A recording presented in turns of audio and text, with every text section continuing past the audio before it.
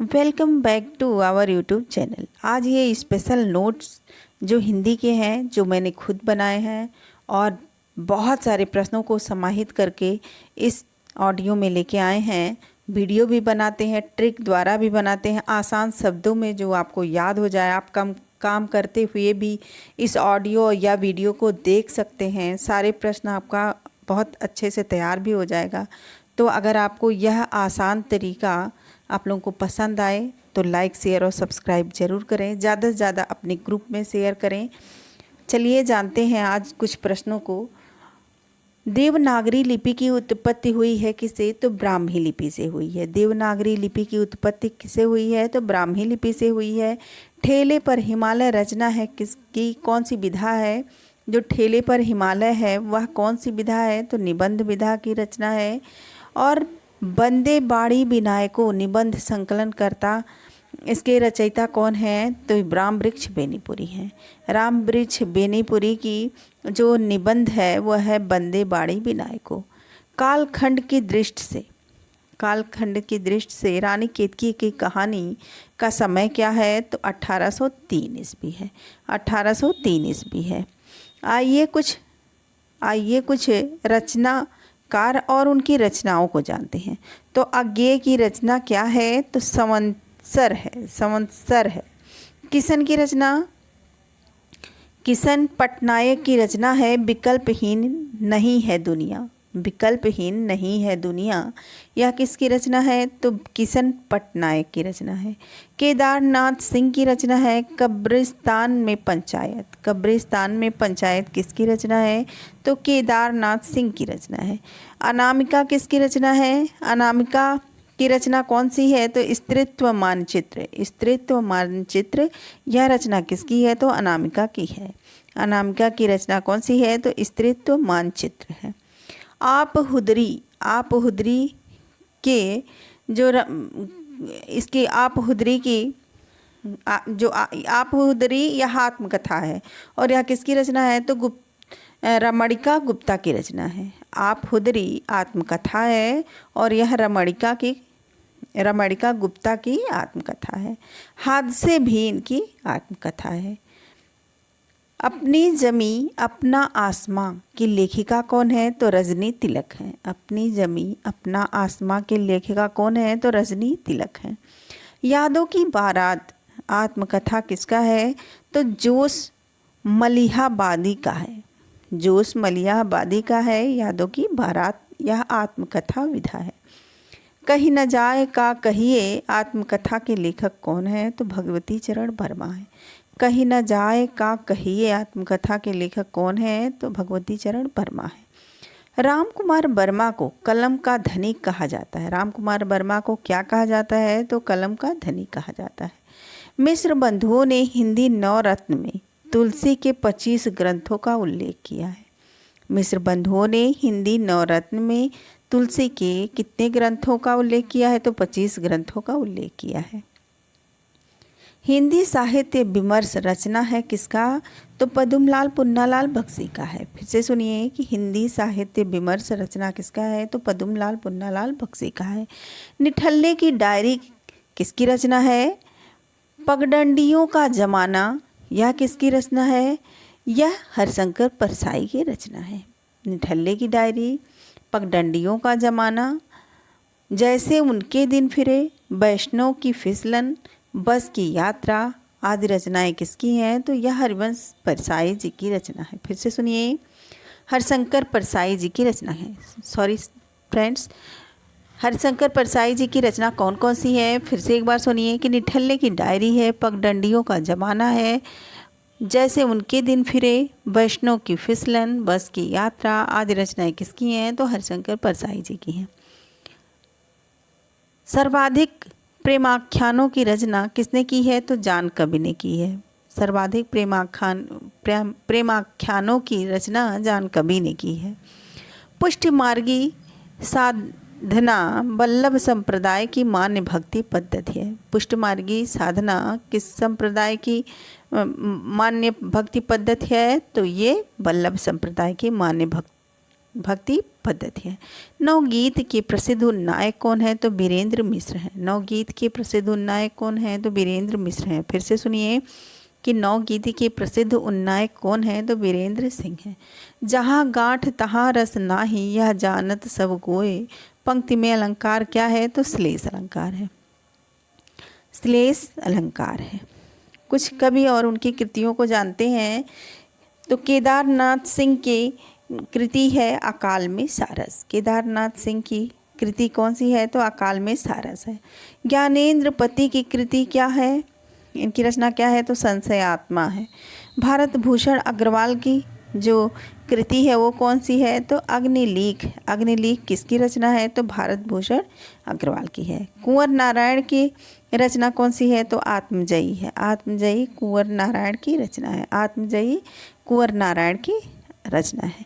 उत्प्रेक्षा का बादशाह कहा तुलसी को किसने? तो उदय भानु सिंह ने कहा। उत्प्रेक्षा का बादशाह कहा तुलसी को किसने? तो उदय भान सिंह ने कहा। तुलसी को रूपकों का बादशाह कहने वाले आलोचक कौन है? तो लाला भगवान दीन तथा डॉक्टर बच्चन सिंह हैं। तुलसी को रूपकों का बादशाह कहने वाले आलोचक कौन है? तो लाला भगवान दीन तथा डॉक्टर बच्चन सिंह हैं। अनुप्रास का बादशाह तुलसी को कहा किसने? तो रामचंद्र शुक्ल जी ने कहा। ये सारे प्रश्न बहुत ही इम्पॉर्टेंट हैं। तो ये राम भक्ति शाखा से प्रश्न हैं। तो तुलसी के रूपकों का बादशाह कहने वाले आलोचक कौन हैं? तो लाला भगवान दीन तथा डॉक्टर बच्चन सिंह, ये दोनों हैं। उत्प्रेक्षा का बादशाह कहा तुलसी को किसने? तो उदय भान सिंह ने कहा। अनुप्रास का बादशाह तुलसी को कहा किसने? तो रामचंद्र शुक्ल जी ने कहा। भक्त काल में 316 छप्पय छंद हैं। भक्त काल में कितने छंद हैं? छप्पय छंद हैं। ये क्वेश्चन आ सकता है कि भक्त काल में कितने छप्पय छंद हैं? तो 316 छप्पय छंद हैं। 200 भक्त कवियों का परिचय है। भक्त काल में 200 भक्त कवियों का परिचय है और 316 छप्पय छंद है। स्वाधीनता संघर्ष के दौरान राष्ट्रभाषा के रूप में हिंदी के प्रचार प्रसार में स्वामी दयानंद सरस्वती की सक्रिय भूमिका रही है। इनकी रचना है क्या? स्वामी दयानंद सरस्वती की रचना कौन सी है? तो सत्यार्थ प्रकाश है। सत्यार्थ प्रकाश किसकी रचना है? तो स्वामी दयानंद सरस्वती की रचना है। जनगण मन अधिनायक जय हे, प्रजा विचित्र तुम्हारी है, भूख भूख चिल्लाने वाली अशुभ अमंगलकारी है। फिर से सुनिए इन पंक्तियों को कि जनगण मन अधिनायक जय हे, प्रजा विचित्र तुम्हारी है, भूख भूख चिल्लाने वाली अशुभ अमंगलकारी है। यह किसकी पंक्तियां हैं? तो नागार्जुन की पंक्तियां हैं। आत्महत्या के विरुद्ध रचना किसकी है? तो यह रघुवीर सहाय की है। रघुवीर सहाय की। मिथिलेश्वर के उपन्यास कौन कौन से हैं आइए जानते हैं। तो मिथिलेश्वर के उपन्यास हैं माटी कहे कुम्हार से। मिथिलेश्वर के उपन्यास हैं माटी कहे कुम्हार से, युद्ध स्थल, यह अंत नहीं, झुनिया, सुरंग में सुबह। फिर से सुनिए, मिथिलेश के उपन्यास हैं माटी कहे कुम्हार से, युद्ध स्थल, यह अंत नहीं, झुनिया, सुरंग में सुबह। ये सारी रचनाएं किसकी हैं? तो मिथिलेश्वर की उपन्यास विधा है। साहित्य संदेश पत्रिका का संपादन गुलाब राय ने किया। साहित्य संदेश पत्रिका का संपादन किसने किया? तो गुलाब राय ने किया। कुआनो नदी के रचनाकार कौन है? तो सर्वेश्वर दयाल शर्मा सक्सेना है। कुआनो नदी के रचनाकार कौन है? तो सर्वेश्वर दयाल सक्सेना है। पश्यंती ललित निबंध है किसका? तो यह धर्मवीर भारती का है। पश्यंती ललित निबंध है धर्मवीर भारती का। रात का रिपोर्टर रचना किसकी है? तो निर्मल वर्मा की है। रात का रिपोर्टर रचना किसकी है? तो निर्मल वर्मा की है। ऋतुवर्जन करने वाले कवियों में सर्वश्रेष्ठ कहे गए सेनापति। ऋतुवर्जन करने वाले कवियों में सर्वश्रेष्ठ माने गए कौन? तो सेनापति। हिंदी में राजशेखर की उपाधि किसको दी गई? तो राजशेखर की उपाधि विद्यापति को दी गई। अद्वैतवाद के अनुसार जीव और ब्रह्मा एक है। अद्वैतवाद के अनुसार जीव और ब्रह्मा क्या है? तो एक है। विषाद मठ रचना है किसकी? तो रांगेय राघव की है। विषाद मठ किसकी रचना है? तो रांगेय राघव की है। रांगेय राघव की विशाल मठ रचना है। विषाद मठ है। मैं पूरी ताकत के साथ शब्दों को फेंकना चाहता हूँ, पंक्ति किसकी है? तो यह केदारनाथ सिंह की है। फिर से सुनिए, मैं पूरी ताकत के साथ शब्दों को फेंकना चाहता हूँ, पंक्ति किसकी है? तो केदारनाथ सिंह की है। इतिहास चक्र नाटक के लेखक हैं कौन? तो दया प्रकाश सिन्हा है। इतिहास चक्र नाटक के लेखक दया प्रकाश सिन्हा है। गोदान उपन्यास में शिक्षक थे कौन? तो मेहता थे। गोदान उपन्यास में शिक्षक कौन थे? तो मेहता थे शिक्षक। सुमित्रानंदन पंत की कविता प्रगतिवादी धारा का प्रतिनिधित्व करती है। सुमित्रानंदन पंत की कविता, क्वेश्चन आ सकता है कि सुमित्रानंदन पंत की कविता किस धारा की प्रतिनिधित्व करती है? तो यह प्रगतिवादी धारा की प्रतिनिधित्व करती है।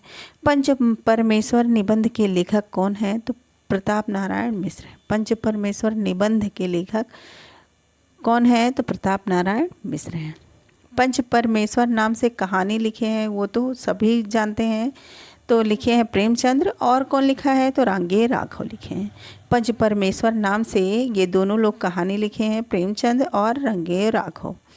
कृष्ण के साथ राधा की महानता किस संप्रदाय की विशेषता है? तो सनकाद की। सनकाद की विशेषता है कृष्ण के साथ राधा की महानता। श्याम सगाई भक्तिकालीन रचना है किसकी? तो नंददास की है। श्याम सगाई भक्तकालीन रचना किसकी है? तो नंददास की है। पहला पड़ाव उपन्यास के लेखक कौन है? तो श्रीलाल शुक्ल हैं। पहला पड़ाव उपन्यास के लेखक श्रीलाल शुक्ल हैं। अपने यहाँ संसद ऐसी घानी है जिसमें आधा तेल व आधा पानी है, यह पंक्ति किसकी है? फिर से सुनिए कि अपने यहाँ संसद ऐसी घानी है जिसमें आधा तेल आधा पानी है, यह पंक्ति धूमिल की है। किसकी है? तो धूमिल की यह पंक्ति है। औरत की बोली कृति है किसकी? तो गीता श्री की है। औरत की बोली कृति किसकी है? तो गीता श्री की है। हसीनाबाद भी किसकी रचना है? तो यह भी गीता श्री की रचना है। 10 तस्वीरें जिन्होंने जीना जाना रचना क्या है? तो रेखा चित्र है। 10 तस्वीरें और जिन्होंने जीना जाना, यह सब कौन सी विधा की रचना है? तो रेखा चित्र है और इसके रचनाकार जगदीश चंद्र माथुर हैं। फिर से सुनिए कि 10 तस्वीरें जिन्होंने जीना जाना, यह सब रेखा चित्र है और इसके जो रचनाकार हैं वह हैं जगदीश चंद्र माथुर। ललमनिया किसकी रचना है? तो मैत्रेय पुष्पा की रचना है। ललमनिया मैत्रेय पुष्पा की रचना है। अरे यायावर रहेगा याद यात्रा वृत्त किसका है? तो यह अज्ञे का यात्रा वृत्त है। अरे यायावर रहेगा याद यात्रा वृत्त किसका है? तो अज्ञे का है। राहुल सांकृत्यायन का यात्रा वृत्त है किन्नर देश। राहुल सांकृत्यायन का यात्रा वृत्त है किन्नर देश। यशपाल की रचना है लोहे की दीवार। यशपाल की रचना है लोहे की दीवार के दोनों ओर। यशपाल की रचना क्या है? तो लोहे की दीवार के दोनों ओर है और यह क्या है? तो यात्रा वृत्त है। फिर से सुनिए कि यशपाल की रचना है लोहे की दीवार की दोनों ओर और यह कौन सी विधा है? तो यात्रा वृत्त है।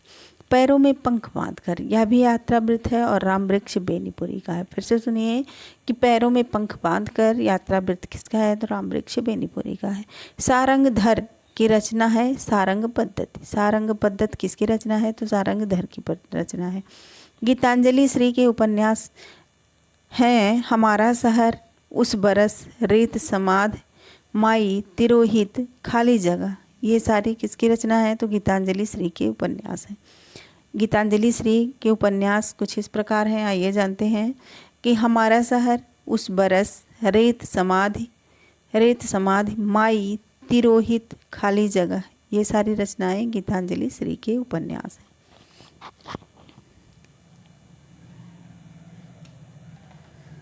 ममता कालिया की रचना है।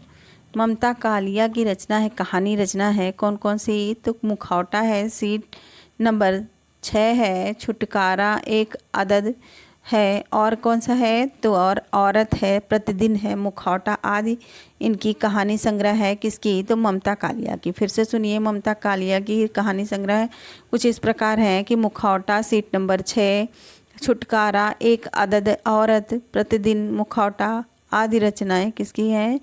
कहानी रचना है आदि और यह ममता कालिया की रचना है। फिर से नेक्स्ट क्वेश्चन, आचार्य नंद बिहारी वाजपेयी को सौष्ठववादी आलोचक कहा है। किसने कहा है? तो भगवत स्वरूप मिश्रा ने कहा। आचार्य नंद बिहारी वाजपेयी को सौष्ठववादी आलोचक कहा है भगवत स्वरूप मिश्रा ने। नेक्स्ट है गौतम बुद्ध के आख्यान पर आधारित नाटक है लहरों के राजहंस। गौतम बुद्ध के आख्यान पर आधारित नाटक कौन सा है? तो लहरों के राजहंस है। और इसके जो रचनाकार हैं वो हैं मोहन राकेश।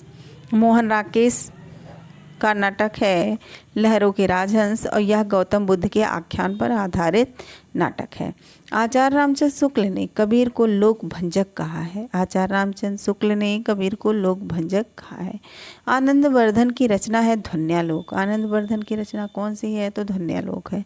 व्यक्ति विवेक की रचनाकार है महिम भट्ट। व्यक्ति विवेक के रचनाकार कौन है? तो महिम भट्ट है। रस मंजरी रचना है नंददास की। रस मंजरी किसकी रचना है? तो यह नंददास की रचना है। बरवे नायिका भेद रहीमदास की रचना है। बरवे नायिका भेद किसकी रचना है? तो यह रहीमदास की रचना है। सिद्धों की बानियों को हिंदी काव्य धारा के नाम से संग्रहित किया किसने? तो राहुल सांकृत्यायन ने। फिर से सुनिए कि सिद्धों की बानियों को हिंदी काव्य धारा के नाम से संग्रहित किया किसने? तो राहुल सांकृत्यायन ने किया। 8वां सर्ग नाटक विधा है। यह सुरेंद्र वर्मा का नाटक है। अमीर खुसरो का पूरा नाम है अबुल हसन यमुनुद्दीन खुसरो। फिर से सुनिए, अमीर खुसरो का पूरा नाम है अबुल हसन यमुनुद्दीन खुसरो। उपेंद्र बज्रा है वार्णिक छंद। उपेंद्र बज्रा कौन सा छंद है? तो वार्णिक छंद है। समय सूर्य कवि तथा आग और रंग। समय सूर्य कवि तथा आग और रंग कवि कहा जाता है किसको? तो दिनकर। रामधारी सिंह दिनकर को समय सूर्य कवि तथा आग और राग का कवि भी कहा जाता है। कहानी पत्रिका के संपादनकर्ता कौन है? तो नामवर सिंह है। कहानी पत्रिका के संपादनकर्ता कौन है? नामवर सिंह है। इनका प्रकाशन का समय जो है वह 1955 है। कहानी पत्रिका के संपादनकर्ता नामवर सिंह है और इनका प्रकाशन का समय है 1955 ईस्वी। आप अमृतलाल नागर का प्रथम प्रकाशित उपन्यास है बूंद और समुद्र, जिसका समय है 1956 ईस्वी। 1956 ईस्वी का समय है बूंद और समुद्र का। और यह किसका वो है उपन्यास? तो अमृतलाल नागर का प्रथम प्रकाशित उपन्यास है। अग्निलेख रचना किसकी है? तो भारत भूषण अग्रवाल की रचना है। अग्निलेख रचना किसकी है? तो भारत भूषण अग्रवाल की रचना है। जपुजी रचना किसकी है? तो यह गुरु नानक की रचना है। जपुजी रचना किसकी है? तो यह गुरु नानक की रचना है। कुछ पंक्तियों और कवि को जानते हैं तो शेष महेश गणेश दिनेश, यह पंक्ति किसकी है? तो रसखान की है। फिर से सुनिए, शेष महेश गणेश दिनेश, यह पंक्ति किसकी है? तो रसखान की है। मान लेत पै देत छटाक नहीं, यह पंक्ति किसकी है? तो घनानंद की है। फिर से सुनिए कि मन लेत पै देत छटाक नहीं, यह घनानंद की पंक्ति है। जैसे उड़ जहाज को पंछी, यह सूरदास की पंक्ति है। जैसे उड़ जहाज को पंछी, यह सूरदास की पंक्ति है। गिरा अनयन नयन बिनुबानी, यह तुलसीदास की पंक्ति है। फिर से सुनिए कि गिरा अनयन नयन बिनुबानी, यह तुलसीदास की पंक्ति है। पंक्तियों से छोटे छोटे वीडियो जो बिल्कुल शॉर्ट बनाते हैं तो आप के लिए वह बहुत ज़्यादा हेल्पफुल सिद्ध होगा, तो आप उसको ज़रूर देखा करिए। और ऑडियो को भी किसी काम को करते हुए भी आप सुन सकते हैं, उसको चालू कर लीजिए। सारे क्वेश्चन आपको बहुत आसानी तरीके से याद हो जाएंगे, सुन के बहुत अच्छा आप कर सकते हैं। चलिए जानते हैं शब्दानुशासन के लेखक कौन है? तो हेमचंद है। शब्दानुशासन के लेखक कौन है? तो हेमचंद है। और खालिक बारी रचना किसकी है? तो अमीर खुसरो की है। खालिक बारी रचना किसकी है? तो अमीर खुसरो की है। सूफी काव्य का उद्देश्य क्या है? तो प्रेम निरूपण है। सूफी काव्य का जो उद्देश्य है वह प्रेम निरूपण है। जूही की कली कविता के कवि कौन है? तो सूर्यकांत त्रिपाठी निराला है। जूही के कली कविता के कवि कौन है? तो सूर्यकांत त्रिपाठी निराला है। हालावाद के प्रवर्तक कौन है? तो हरिवंश राय बच्चन है। हालावाद के प्रवर्तक हैं हरिवंश राय बच्चन। तुम विद्युत बन आओ पाहुन मेरे नैनों पर पग धर धर, पंक्ति किसकी है? तो महादेवी वर्मा की है। फिर से सुनिए, तुम विद्युत बन आओ पाहुन मेरे नैनों पर पग धर धर, पंक्ति किसकी है?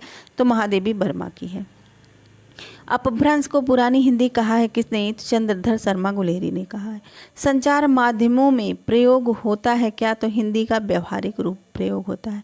संचार माध्यमों में प्रयोग होता है क्या? तो हिंदी का व्यवहारिक रूप प्रयोग होता है। संचारी भावों की संख्या कितनी है? तो 33 है। संचारी भावों की संख्या कितनी है? 33 है। विखंडनवाद के प्रवर्तक कौन है? तो देरिदा है। विखंडनवाद के प्रवर्तक देरिदा हैं। कवि वचन सुधा के संपादक थे भारतेंदु हरिश्चंद्र। कवि वचन सुधा के संपादक कौन थे? तो भारतेंदु हरिश्चंद्र थे। नागरी प्रचारणी सभा की स्थापना का वर्ष है 1893 ईस्वी। फिर से सुनिए, नागरी प्रचारणी सभा की स्थापना का जो समय है वो कब है? तो 1893 ईस्वी है। शिव शंभू के चिट्ठे के लेखक कौन है? तो बालमुकुंद गुप्त हैं। फिर से सुनिए कि शिव शंभू के चिट्ठे के लेखक कौन है? तो बालमुकुंद गुप्त हैं। कवियों की उर्मिला विषयक उदासीनता निबंध के लेखक हैं कौन? तो महावीर प्रसाद द्विवेदी। फिर से सुनिए, कवियों की उर्मिला विषयक उदासीनता निबंध के लेखक कौन है? तो महावीर प्रसाद द्विवेदी हैं। अधिकार सुख कितना मादक किंतु सारहीन है, पंक्ति प्रसाद के नाटक से है। तो स्कंदगुप्त नाटक से है। फिर से सुनिए, अधिकार सुख कितना मादक किंतु सारहीन है, पंक्ति प्रसाद के नाटक से है। किस नाटक से है? तो स्कंदगुप्त नाटक से है। स्कंदगुप्त नाटक से है। अवधी, बिहारी, बघेली तथा छत्तीसगढ़ी बोलियों में से पूर्वी हिंदी का नहीं है क्या? तो बिहारी। बिहारी पूर्वी हिंदी का नहीं है। बोली का लघुत्तम रूप क्या है? तो बड़ है। बोली का लघुत्तम रूप क्या है? तो बड़ है। बोली का लघुत्तम रूप क्या है? तो बड़ है। रंगभूमि उपन्यास की पात्र कौन सी है? तो सोफिया है। रंगभूमि उपन्यास के पात्र कौन है? तो सूफिया है। सूफिया है। सदगति कहानी के कहानीकार कौन है? सदगति कहानी के कहानीकार हैं प्रेमचंद। बिसाती कहानी के ये प्रसाद है। बिसाती कहानी किसकी है? तो प्रसाद जी की है। दो बांके यह किसकी कहानी है? तो भगवती चरण वर्मा की है। भगवती चरण वर्मा की दो बांके कहानी है। पाजेब किसकी कहानी है? तो पाजेब यह जैनेन्द्र की कहानी है। जैनेन्द्र की कहानी है। जैनेन्द्र की कहानी कौन सी है? तो पाजेब है। अखिलेश जो किस पत्रिका का संपादन किए थे? तो तद्भव पत्रिका का संपादन किया किसने? तो अखिलेश जी ने।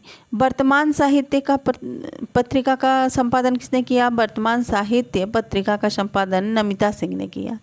बहुवचन पत्रिका का संपादन किसने किया? तो राजेंद्र कुमार ने किया। राजेंद्र कुमार ने किया। वर्तमान में अशोक मिश्र करते हैं। वर्तमान में कौन है?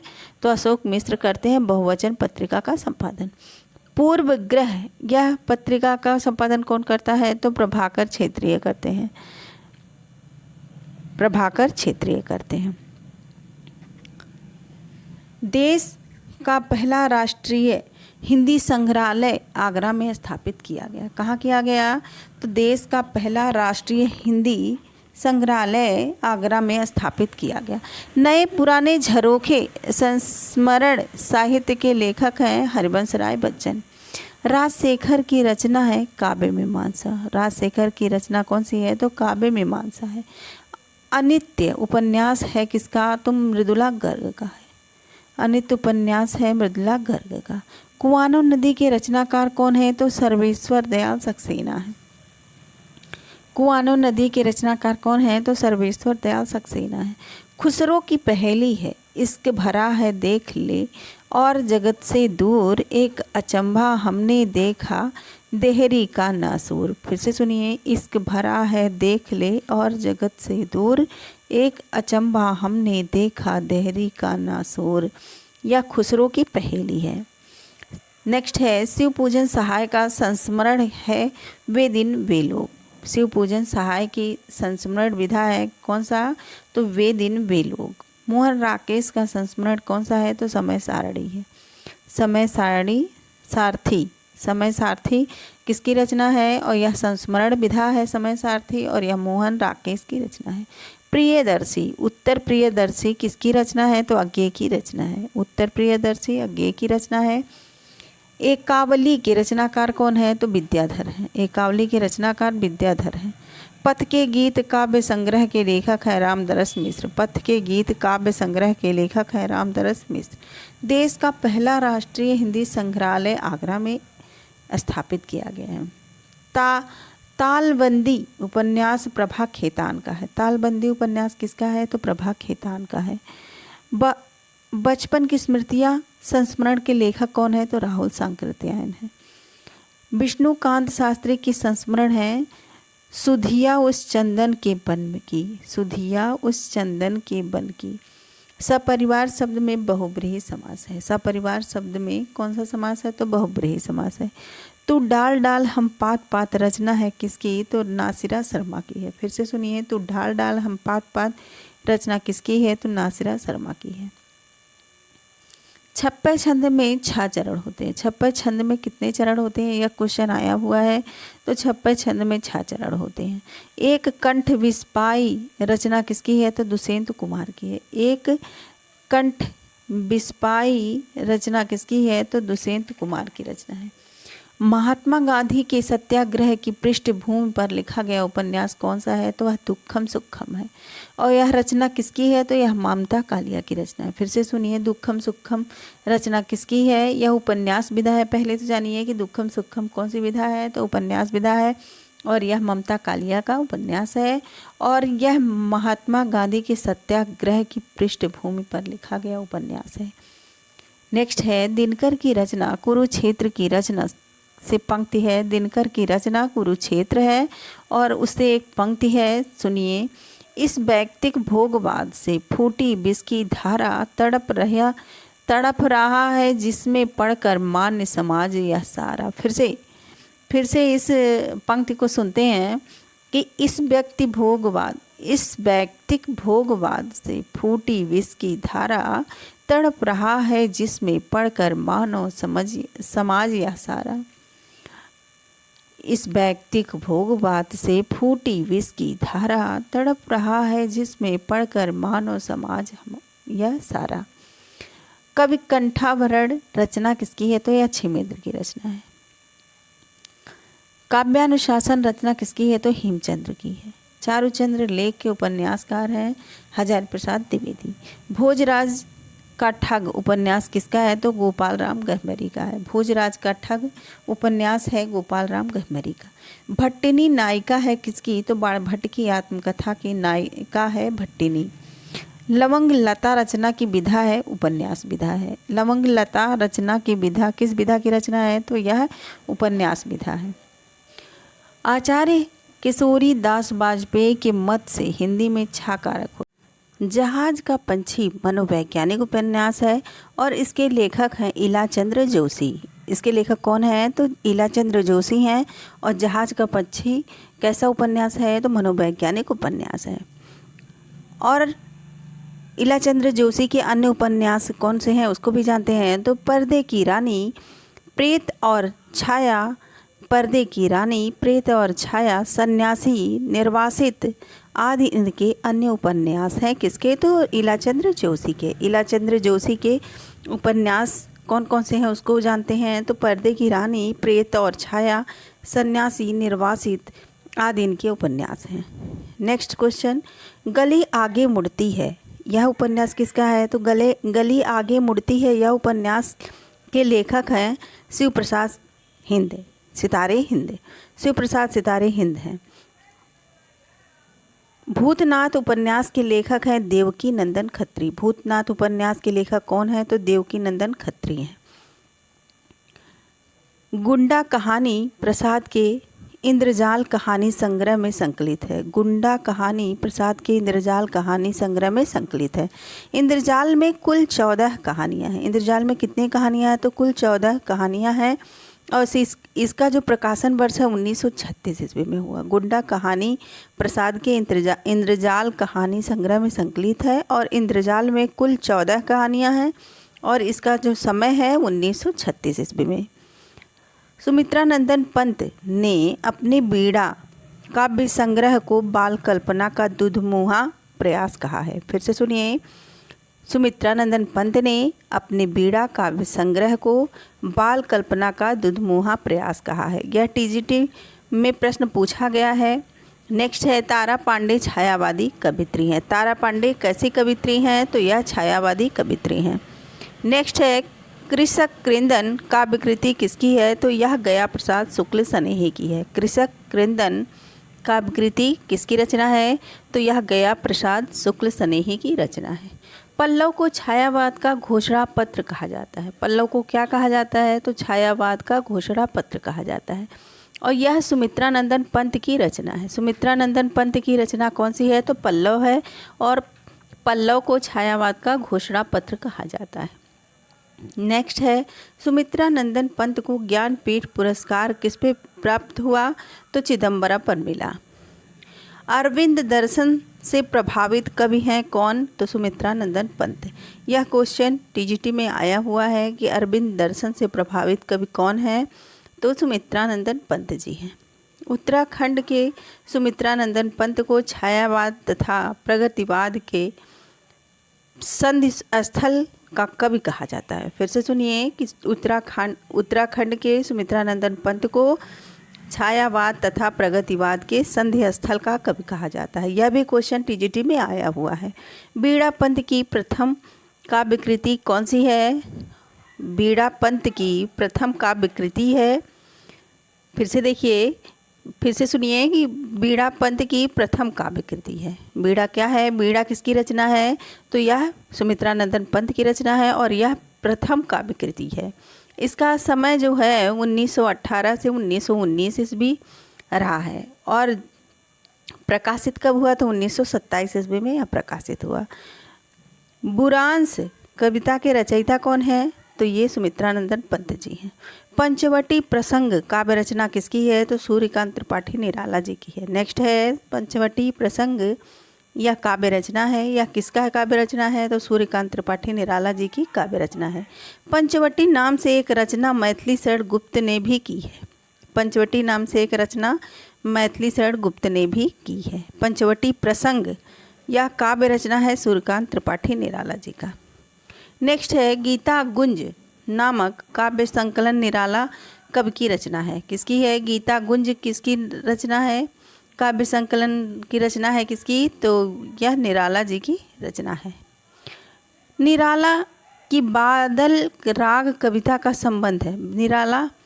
निराला का बादल राग कविता का संबंध है। बादल राग कविता किसकी है? तो निराला की है, और इसमें प्रकृति के सौंदर्य से संबंधित है। निराला का जन्म कब हुआ था? जन्म कहाँ हुआ था? निराला का जन्म कहाँ हुआ था? तो बंगाल में हुआ था।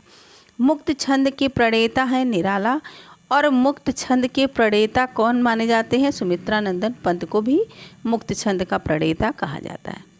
नेक्स्ट है, रबड़ छंद या केचुआ छंद निराला की कविताओं को लक्ष्य कर कहा गया है।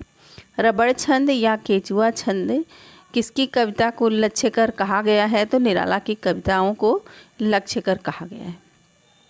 निराला की प्रथम काव्य संग्रह क्या है? तो वह अनामिका है। निराला की प्रथम काव्य संग्रह क्या है? तो अनामिका है। छायावाद बिलायती अभिव्यंजनावाद का बिलायती संस्करण है। यह कथन किसका है? तो आचार्य रामचंद्र शुक्ल का है। फिर से सुनिए कि छायावाद बिलायती अभिव्यंजनावाद का बिलायती संस्करण है। यह कथन किसका है? तो रामचंद्र शुक्ल का है। यह प्रश्न, जो भी प्रश्न बना रहे हैं वो सारे प्रश्न टीजीटी में आए हुए हैं। टीजीटी, पीजीटी या डीएसएसबी, ये सब में आए हुए सारे क्वेश्चन हैं। तो आपको यह ऑडियो आसान लगे, आसान तरीके से याद हो जाए, तो आप चैनल को सब्सक्राइब ज़रूर करें, ज़्यादा से ज़्यादा शेयर करें, ताकि आपके साथ जो भी पढ़ने वाले हैं उनके तक ये वीडियो और मेरा जो भी ऑडियो है वो सब पहुंच जाए। नेक्स्ट क्वेश्चन पे चलते हैं। फैट सपाटा का संबंध हिंदी के छायावादी काव्य आंदोलन से जोड़ा गया है। फैट सपाटा का संबंध किससे जोड़ा गया है? तो छायावाद काव्य आंदोलन से जोड़ा गया है। प्रगतिशील लेखक संघ के प्रथम अधिवेशन की अध्यक्षता की थी किसने? तो प्रेमचंद ने की थी। ये सारे प्रश्न टीजीटी में आए भी हैं। प्रगतिशील लेखक संघ के प्रथम अधिवेशन की अध्यक्षता की थी किसने? तो प्रेमचंद ने की थी। द्वंद्वात्मक भौतिक विकासवाद प्रगतिवाद का विधारा का आधार है। द्वंद्वात्मक भौतिक विकासवाद प्रगतिवाद का विधारा का आधार है। नेक्स्ट है, प्रगतिवाद लेखक संघ की स्थापना कब की गई थी? तो 1936 ईस्वी में की गई थी। नेक्स्ट है, प्रगतिशील लेखक संघ की स्थापना लंदन में मुल्कराज आनंद व सज्जाद जहीर के प्रयत्न से हुई है। प्रगतिशील लेखक संघ की स्थापना लंदन में मुल्कराज आनंद व सज्जाद जहीर के प्रयत्न से हुई है। नागार्जुन किस वर्ग के कवि हैं?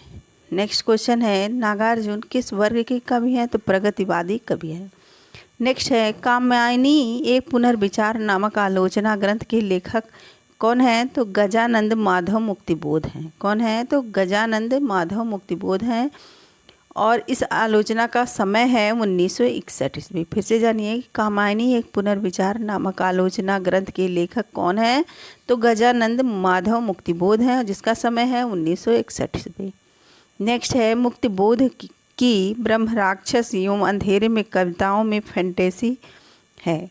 मुक्तिबोध की ब्रह्म राक्षस एवं अंधेरे में कविताओं में क्या है? तो फैंटेसी है, अर्थात एक जादुई कथा में आधुनिक जीवन अनुभवों की अभिव्यक्ति है। तुम्हें सौंपता हूँ काव्य रचना किसकी है? तो तुम्हें सौंपता हूँ काव्य रचना है त्रिलोचन की। त्रिलोचन की काव्य रचना कौन सी है? तो तुम्हें सौंपता हूँ काव्य रचना त्रिलोचन जी की है। मुक्तिबोध की भारत इतिहास और संस्कृति पुस्तक को प्रतिबंधित किया गया था। मुक्तिबोध की भारत इतिहास और संस्कृति पुस्तक को क्या किया गया था? तो प्रतिबंधित किया गया था। त्रिलोचन शास्त्री की कविताएं हिंदी के अतिरिक्त अवधी भाषा उपभाषा में हैं।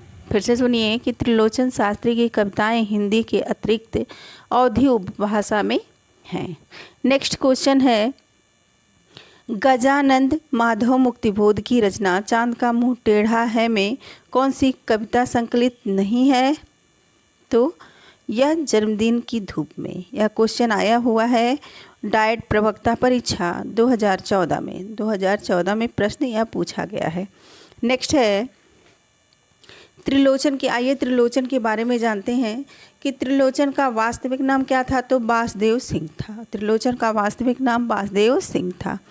काव्य संग्रह इनकी काव्य संग्रह है धरती, अमोल जीने की कला, अर्धान, अनकही भी कुछ कहानी है, अनकही भी कुछ कहानी है, उस जनपद का कवि हूँ, दिगंत, गुलाब और बुलबुल इत्यादि इनके काव्य संग्रह हैं। फिर से जानिए कि त्रिलोचन के काव्य संग्रह कौन कौन से हैं। तो त्रिलोचन का पहले जानिए कि वास्तविक नाम क्या था? तो वासुदेव सिंह था। और त्रिलोचन के काव्य संग्रह हैं धरती, अमोल, जीने की कला, कर, अर्धान, अनकही भी कुछ कहानी है, उस जनपद का कवि हूँ, दिगंत, गुलाब और बुलबुल इत्यादि। कहानी संग्रह इनका है देशकाल। त्रिलोचन की कहानी संग्रह कौन सी है? तो देशकाल है।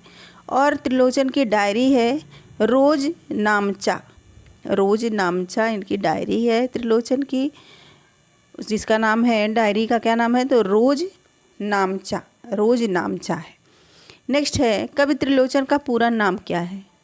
आइए जानते हैं कि कवि त्रिलोचन का पूरा नाम क्या है। यह पीजीटी परीक्षा 2005 में और 2004 में पूछा गया प्रश्न है। तो वासुदेव सिंह है। वासुदेव सिंह इनका नाम है, वास्तविक नाम। त्रिलोचन का वास्तविक नाम क्या है? तो वासुदेव सिंह है। त्रिलोचन का पहला कविता संग्रह क्या है? तो धरती।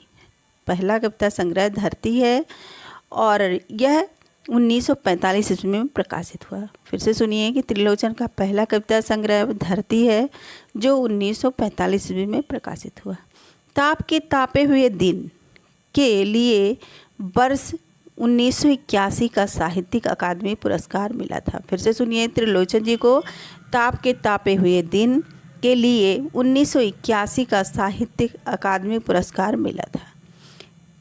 नेक्स्ट है, वर्ष 1989 90 में इन्हें हिंदी अकादमी द्वारा सलाका सम्मान से सम्मानित किया गया था। किसको? तो त्रिलोचन को।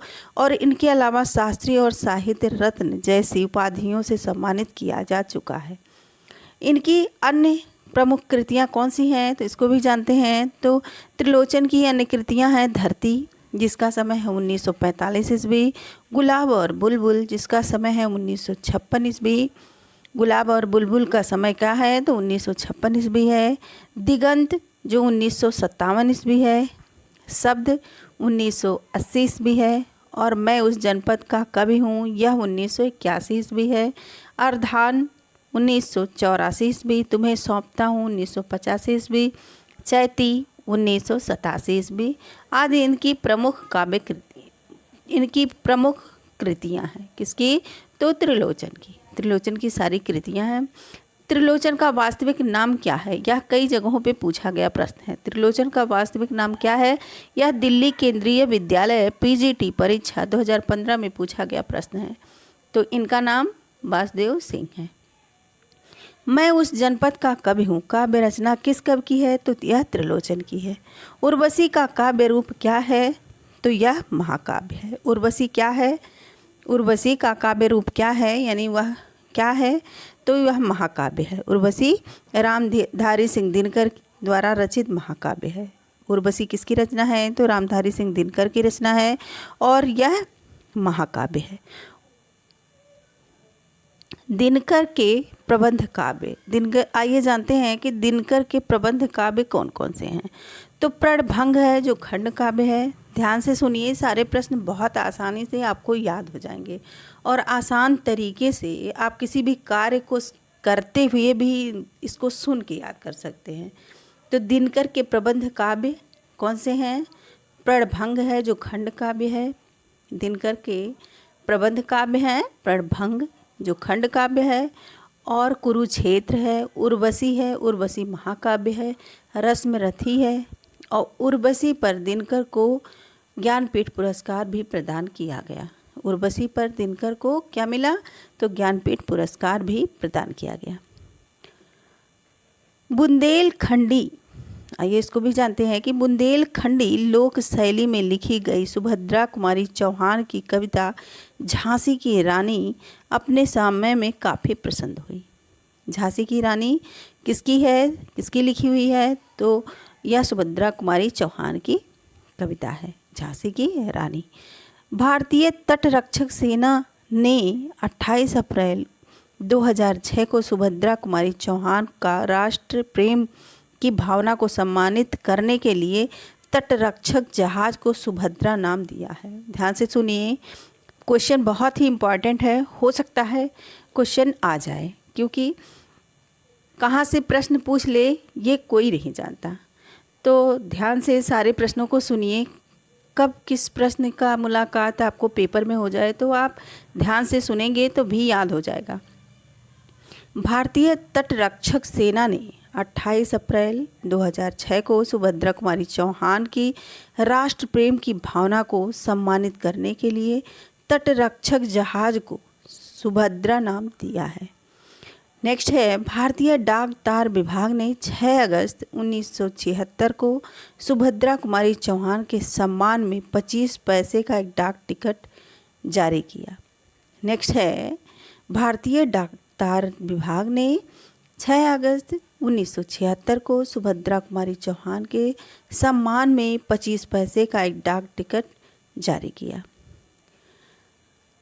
रेणुका दिनकर का प्रथम काव्य संग्रह है। आइए नेक्स्ट क्वेश्चन की तरफ चलते हैं कि रेणुका दिनकर का प्रथम काव्य संग्रह है। दिनकर की प्रथम काव्य संग्रह कौन सी है? तो रेणुका है। रेणुका दिनकर की प्रथम काव्य संग्रह है। हारे को हरिनाम शीर्षक काव्य ग्रंथ के रचनाकार कौन है? तो रामधारी सिंह दिनकर है। हारे को हरिनाम शीर्षक काव्य ग्रंथ के रचनाकार कौन है? रामधारी सिंह दिनकर है। यह टीजीटी परीक्षा 2001 में पूछा गया प्रश्न है। फिर से सुनिए, हारे को हरिनाम शीर्षक काव्य ग्रंथ के रचनाकार कौन है? तो रामधारी सिंह दिनकर है। संस्कृति के 4 अध्याय, यह किसकी रचना है? तो यह दिनकर की रचना है। संस्कृति के 4 अध्याय यह किसकी रचना है? यह दिनकर की रचना है और यह टीजीटी पुनर्परीक्षा 2004 में पूछा गया प्रश्न है।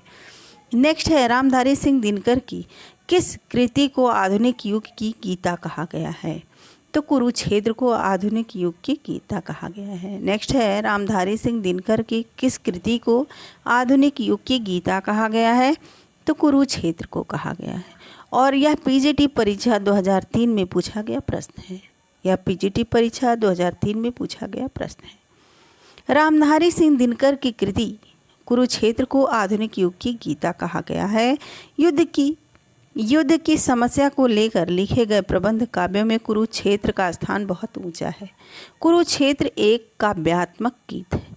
कुरुक्षेत्र एक क्या है? तो काव्यात्मक गीत है जिसमें आध्यात्मिक चिंतन के स्थान पर आधुनिक जीवन के प्रश्नों का चिंतन है।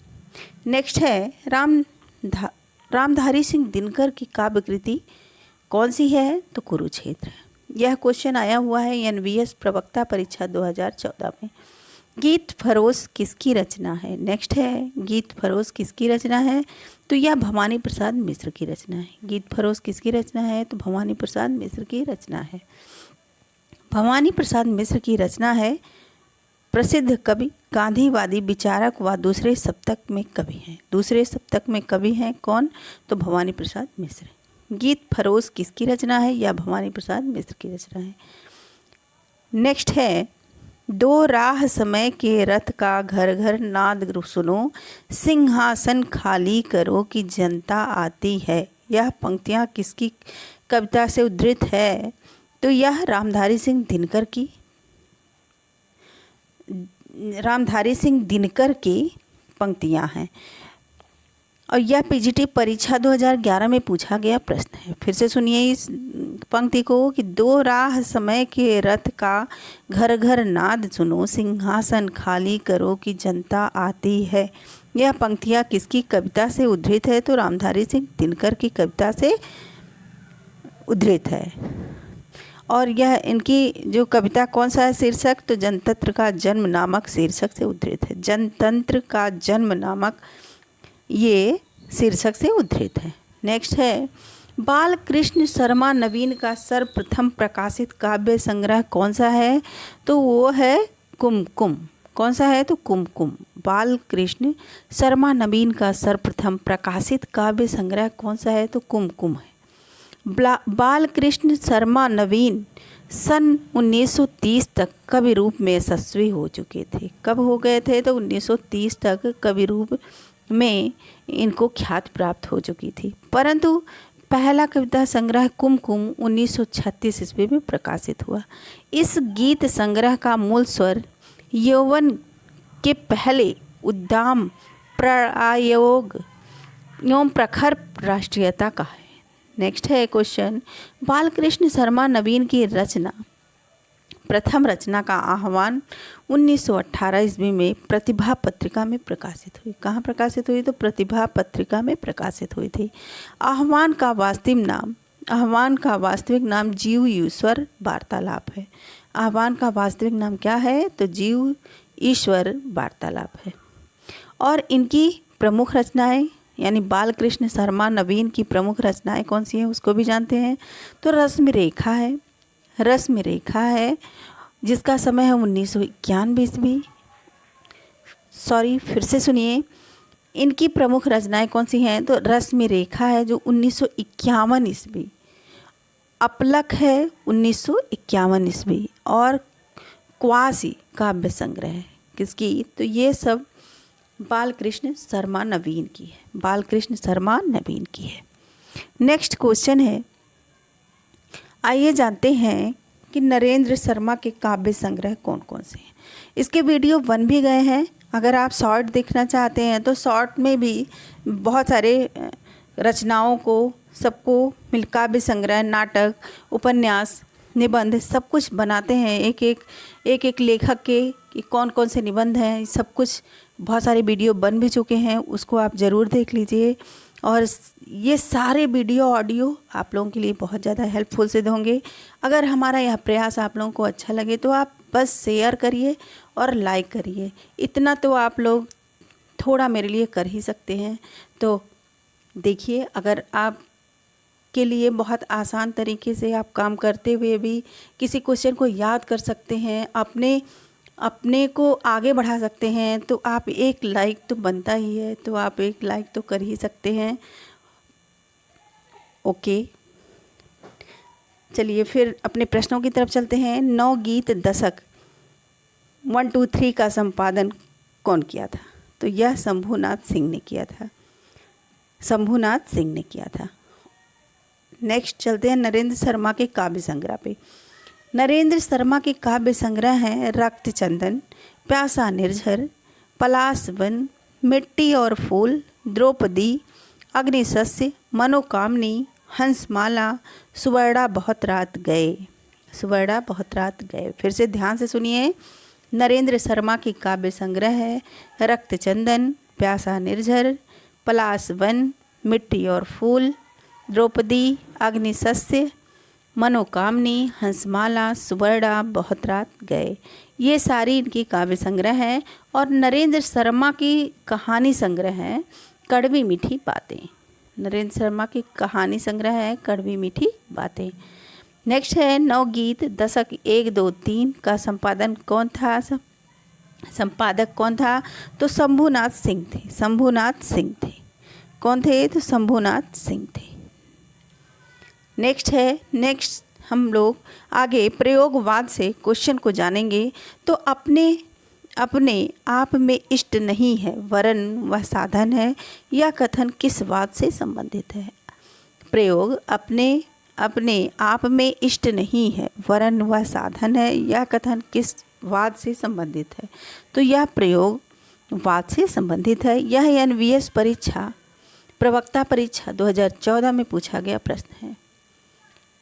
अज्ञेय पूरा नाम इनका क्या था? अज्ञेय का पूरा नाम क्या था? आइए जानते हैं कि अज्ञेय का पूरा नाम क्या है। तो अज्ञेय का पूरा नाम है सच्चिदानंद हीरानंद वात्स्यायन। प्रयोगवाद के बारे में अपनी दूसरे सप्तक की भूमिका में लिखा है कि प्रयोग का कोई वाद नहीं है, हम वादी नहीं रहे। प्रयोग अपने आप में इष्ट व साध्य नहीं है, अतः हमें प्रयोगवादी कहना उतना ही सार्थक या निरर्थक है जितना हमें कवितावादी कहना। ये किसने कहा? तो अज्ञेय ने कहा। नेक्स्ट है अज्ञेय का पूरा नाम क्या था? यह क्वेश्चन आया हुआ है टीजीटी परीक्षा 2010 में कि अज्ञेय का पूरा नाम क्या है? तो सच्चिदानंद हीरानंद वात्स्यायन अज्ञेय का पूरा नाम है। नेक्स्ट क्वेश्चन है ठंडा लोहा के रचनाकार कौन है? ठंडा लोहा के रचनाकार धर्मवीर भारती हैं। और यह तार सप्तक का प्रकाशन काल क्या है? यह पीजीटी परीक्षा 2021 में पूछा गया प्रश्न है। तो 1943 ईस्वी में। तार सप्तक का प्रकाशन वर्ष क्या है? कई जगहों पे पूछा गया है कि यह पीजीटी परीक्षा 2002 में पूछा गया प्रश्न है। तो 1943 ईस्वी। तीसरा तार सप्तक कब प्रकाशित हुआ? तो तीसरा तार सप्तक जो प्रकाशित हुआ तो 1959 ईस्वी में प्रकाशित हुआ। और पहला कब? तो 1943 ईस्वी में। और 8 दो बार जोड़ के और 20 जोड़ के आप तीनों तार सप्तक के नाम याद कर सकते हैं। नेक्स्ट क्वेश्चन प्रयोगवादी कविता की रचनाएं किस सप्तक में संग्रहित हैं? तार सप्तक में। प्रयोगवादी कविताओं की रचनाएं किस सप्तक में संग्रहित है? यह क्वेश्चन आया हुआ है पीजीटी परीक्षा 2010 में। तो यह तार सप्तक में संग्रहित है। हिंदी में प्रयोगवाद का प्रारंभ सन 1943 ईस्वी में अज्ञेय द्वारा संपादित तार सप्तक के प्रकाशन से माना जाता है। आइए इसको भी जानते हैं कि हिंदी में प्रयोगवाद का प्रारंभ सन 1943 ईस्वी में अज्ञेय द्वारा संपादित तार सप्तक के प्रकाशन से माना जाता है। प्रयोगवादी कवियों की रचनाएं तार सप्तक में संग्रहित हैं। तार सप्तक में 7 कवि शामिल हैं। प्रयोगवाद को प्रपद्यवाद और नई कविता के नाम से भी जाना जाता है। डॉक्टर गणपत चंद्र गुप्त ने इसे मुन्नी, युवती और बहू की संज्ञा दी है। ध्यान से सुनिए, डॉक्टर गणपत चंद्र गुप्त ने इसे क्या माना है? तो मुन्नी, युवती और बहू की संज्ञा दी है। अज्ञेय जी ने इसे राहों के अन्वेषी कहा है। अज्ञेय जी ने इसे क्या कहा है? तो राहों के अन्वेषी कहा है। तार सप्तक से क्वेश्चन बन चुके हैं कि पहले तार सप्तक में कौन कौन से कवि थे, और वह ट्रिक द्वारा भी बन गए हैं, तो आप ज़रूर उसको देख लीजिए, बहुत आसान तरीके से याद हो जाएगा। नेक्स्ट क्वेश्चन है, सर्वेश्वर दयाल सक्सेना किस सप्तक के कवि हैं? यह क्वेश्चन आया हुआ है DSSB PGT परीक्षा 2021 में। तो तीसरे तार सप्तक के कवि हैं कौन? तो सर्वेश्वर दयाल सक्सेना। प्रयोगवाद का प्रवर्तक माना जाता है किसको? तो सच्चिदानंद हीरानंद वात्स्यायन अज्ञेय को, यानी अज्ञेय को माना जाता है प्रयोगवाद का प्रवर्तक। अज्ञेय कौन से वाद के कवि हैं? यह क्वेश्चन आया हुआ है TGT परीक्षा 2011 में, तो यह प्रयोगवाद के कवि हैं। तार सप्तक का प्रकाशन वर्ष है, यह कई जगहों पे पूछा गया है। तो UK PGT 2020 में पूछा गया प्रश्न है कि तार सप्तक का प्रकाशन वर्ष क्या है? तार सप्तक का प्रकाशन वर्ष 1943 ईस्वी है।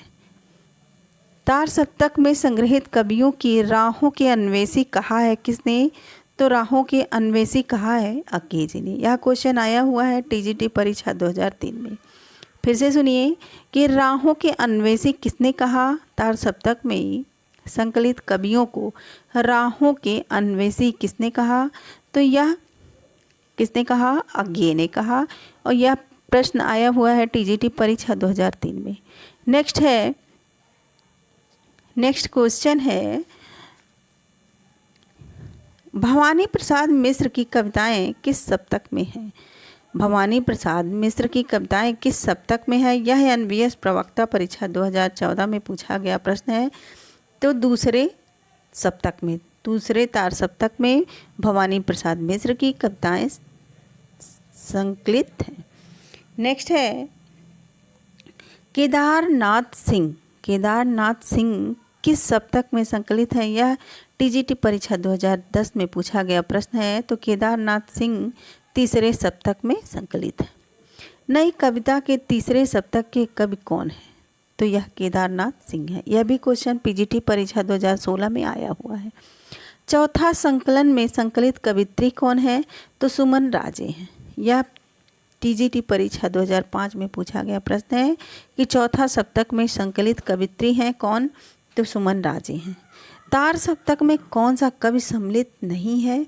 इस तरह के भी क्वेश्चन आते हैं। तो PGT परीक्षा 2004 में पूछा गया प्रश्न है कि तार सप्तक में कौन से कवि सम्मिलित नहीं है? तो इसमें रघुवीर सहाय नहीं है। और कौन कौन है? तो भारत भूषण अग्रवाल है, नेमचंद्र जैन है, मुक्तिबोध है। नेक्स्ट है, तार सप्तक का संबंध किस काव्य धारा से है? तो तार सप्तक का संबंध है प्रयोगवाद धारा से है। सागर मुद्रा, इसमें से सागर मुद्रा किसकी रचना है? तो सागर मुद्रा जो है यह सच्चिदानंद हीरानंद वात्स्यायन अज्ञेय की रचना है। हीरानंद वात्स्यायन अज्ञेय की रचना है। नेक्स्ट है, अज्ञेय की काव्य कृतियों को जानते हैं कि कौन कौन सी अज्ञेय की काव्य कृतियाँ हैं। इससे वीडियो शॉर्ट बन चुके हैं, अगर आप नहीं देखे हैं तो उसको ज़रूर देख लीजिएगा। अज्ञेय की काव्य कृतियाँ हैं सदा नीरा, नदी की बाँक पर छाया, पहले मैं सन्नाटा बुनता हूँ, महावृक्ष के नीचे, अरे वो करुणा प्रभामय, इत्यलम बावरा आहेरी। फिर से सुनिए, अज्ञेय की काव्य कृतियाँ कुछ इस प्रकार हैं। सदा नीरा, नदी की बाँक पर छाया, पहले मैं सन्नाटा बुनता हूँ, महावृक्ष के नीचे, अरे वो करुणा प्रभामय, इत्यलम बावरा आहेरी। ये सारी काव्य कृतियाँ हैं अज्ञेय जी की। बसंती हवा कविता के रचयिता कौन है? बसंती हवा कविता के रचयिता कौन है? तो केदारनाथ अग्रवाल है। यह क्वेश्चन NVS TGT परीक्षा 2019 में पूछा गया प्रश्न है कि बसंती हवा कविता के रचयिता कौन है? केदारनाथ अग्रवाल है। नेक्स्ट है, अगर मैं तुमको ललाती साँझ के नभ की अकेली तारिका अब नहीं कहता, यह पंक्ति किस रचनाकार की है? तो यह सच्चिदानंद हीरानंद वात्स्यायन अज्ञेय की पंक्ति है। फिर से सुनिए, अगर मैं तुमको ललाती साँझ के नभ की अकेली तारिका अब नहीं कहता, यह किसकी पंक्ति है? तो सच्चिदानंद हीरानंद वात्स्यायन अज्ञेय की पंक्ति है। नेक्स्ट है, आत्महत्या के विरुद्ध कविता संकलन के कवि कौन है? तो यह रघुवीर सहाय है, रघुवीर सहाय है। आत्महत्या के विरुद्ध कविता संकलन के कवि कौन है? रघुवीर सहाय है। यह टीजीटी पुनर्परीक्षा 2004 में पूछा गया प्रश्न है। फिर से सुनिए कि आत्महत्या के विरुद्ध कविता संकलन के कवि कौन है? तो रघुवीर सहाय।